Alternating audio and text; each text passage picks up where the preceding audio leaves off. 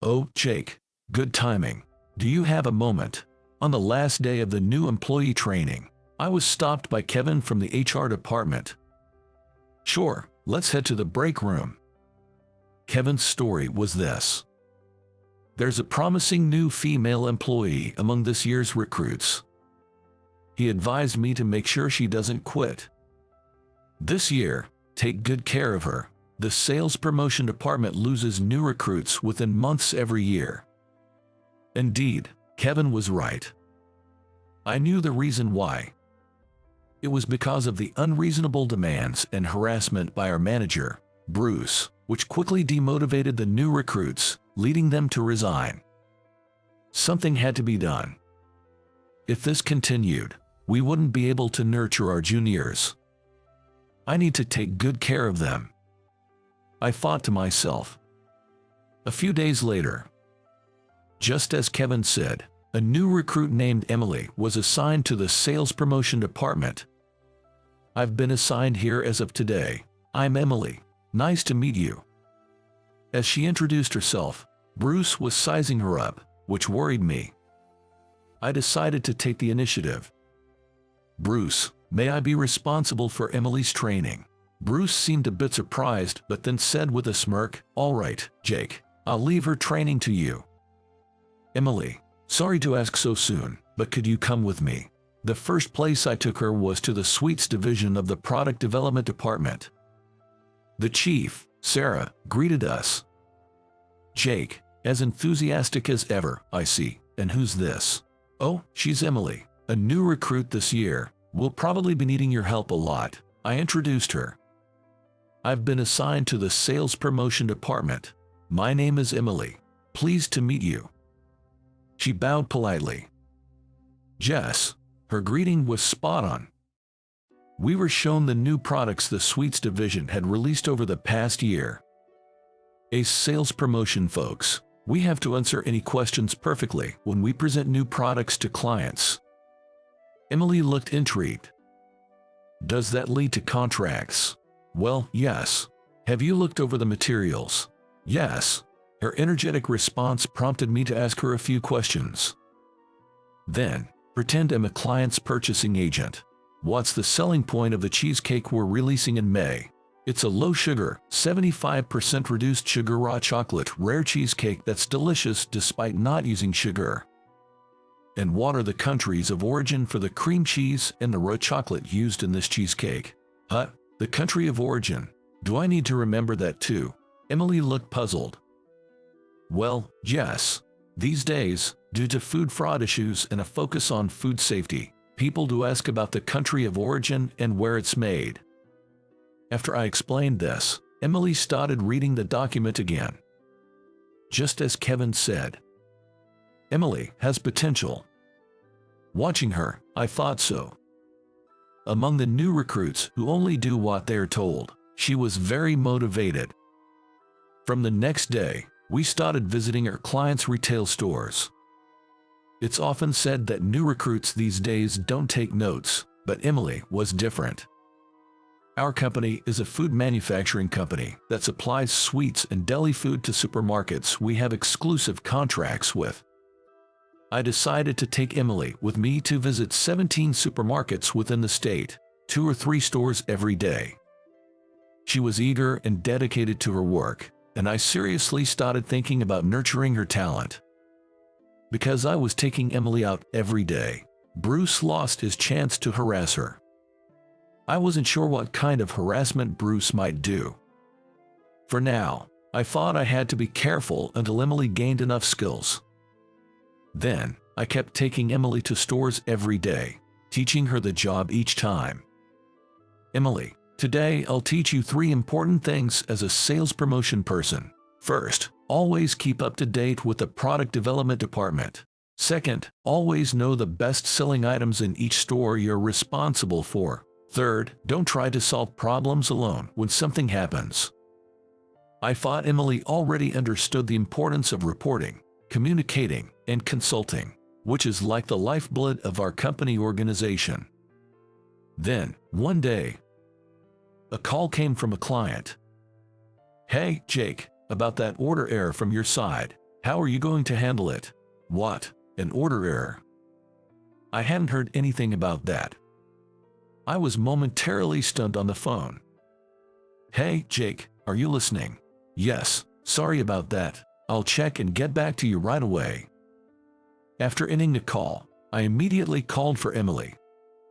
I just got a call from the store manager. What's this about an order error? Her face turned pale. Well, actually, according to Emily, 3 days ago, when she returned from an external visit, there was a message note on her desk. The note said to deliver 300 strawberry tarts, a new product for the month, to the store. In the note, I asked, she took it out of her desk drawer. Since there's no name of who took the call, it's hard to know who wrote it, right? Yes. What do you think you should have done in that case? Should I have checked who wrote it? She answered in a low voice. Well, yes, or maybe you should have confirmed with the store manager if this order was correct. Yes. Her face turned even paler, and her voice lost its strength. But I had to address the important issue, so I continued. Emily, why didn't you report it as soon as you found out about the order mistake? As I said this, she looked even more pale and said in an even smaller voice, I'm sorry. I thought I had to fix it since it was my mistake. Usually, our store orders a total of 100 sweets per day, including a variety of items. It should have been clear that an order for 300 of one kind was unrealistic. I had Emily confirm the real order quantity with a store manager. After she finished the call, she looked almost in tears. I'm sorry, it's supposed to be 30 pieces. I thought so, a digit off. I sighed deeply and asked, Emily, what do you think would be the best course of action in this situation? Her response was unexpected. I'm sorry, I'll pay for the excess myself. What? You're going to buy 270 pieces? Yes. I was speechless at Emily's nodding affirmation. What are you going to do with them? Eat all 270 pieces by yourself? No, I don't think I can eat all of them, she said, looking down. And then, I couldn't help but raise my voice. Do you have any idea how much effort the product development department put into this new product? The same goes for the factory workers. No one makes these products expecting them to be wasted. At that moment, everyone in the department turned to look at us. I felt ashamed. What was the point of taking her to the product development department and the factory so many times? Had she understood nothing? She apologized with teary eyes and a barely audible voice. I'm sorry. I told her, it's okay, go back to your desk, and started calling our other client stores one by one.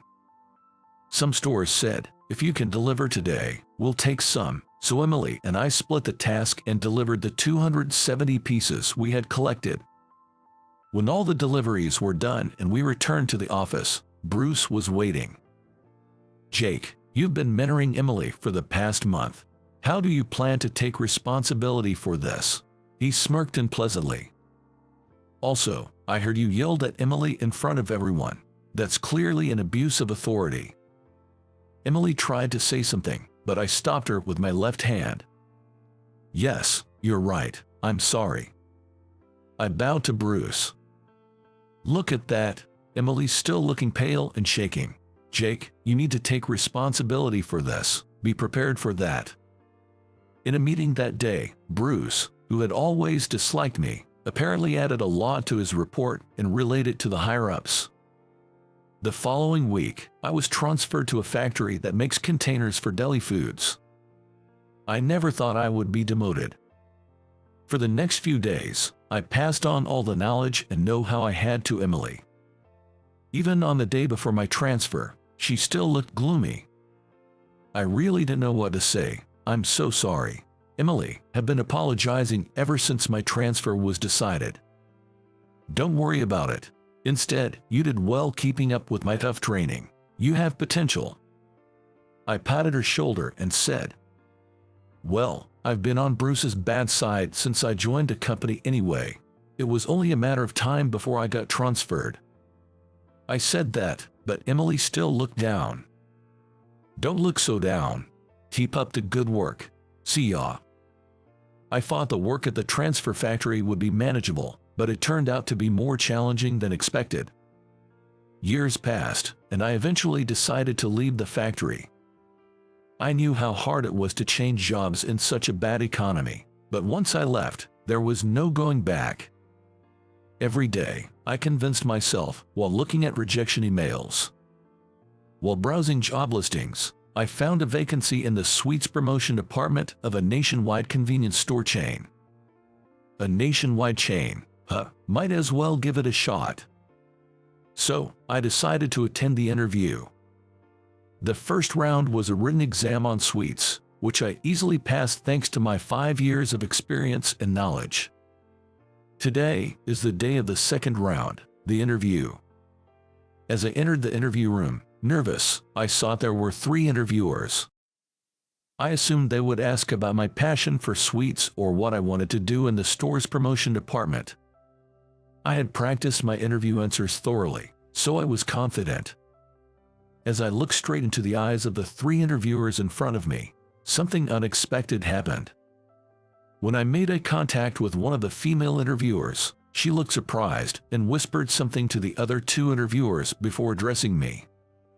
"Jake, were you by any chance at the Sweets Festival in the city 5 years ago?" I was taken aback by the unexpected question. "Yes, I did attend that event in my first year at my previous company," I replied, and the female interviewer smiled happily and said to me, "I was there too. To be honest, I wanted you for our team back then." Confused, I stared at her. "I still vividly remember your responses during that event. All the representatives from various companies could answer about the taste and shape of the new sweets, but you were the only one who perfectly answered about all the ingredients, their countries of origin, and why they were used in those proportions," she said excitedly.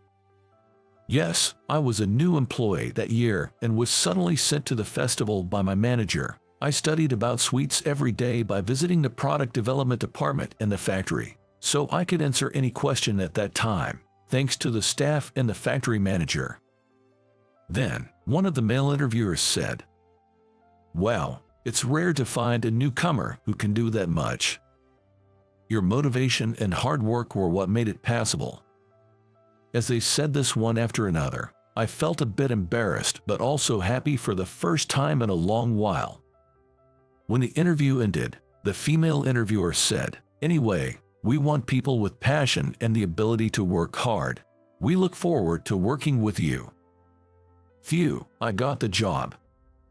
I felt refreshed on my way home that day.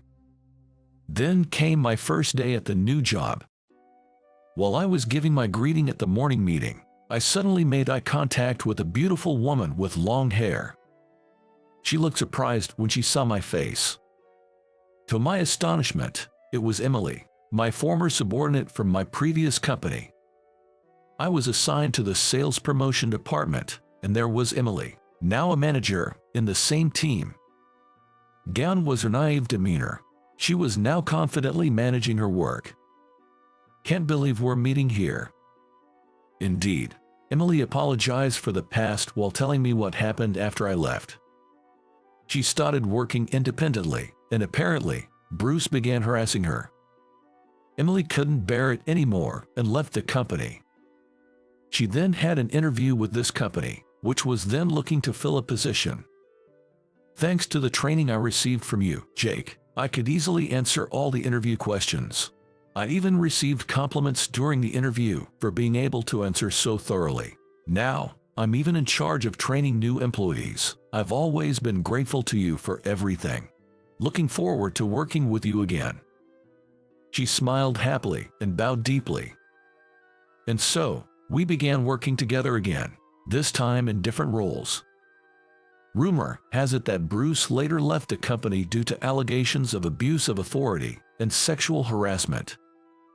Maybe now people at that company can grow a bit better. Now about the proposal for the new product introduction. Yes, let's hear it. We're now busy every day preparing for a Sweets Festival event happening in 6 months. Looking at Emily, who was passionately instructing the new employees to learn about the products in detail, I felt motivated to do my best too.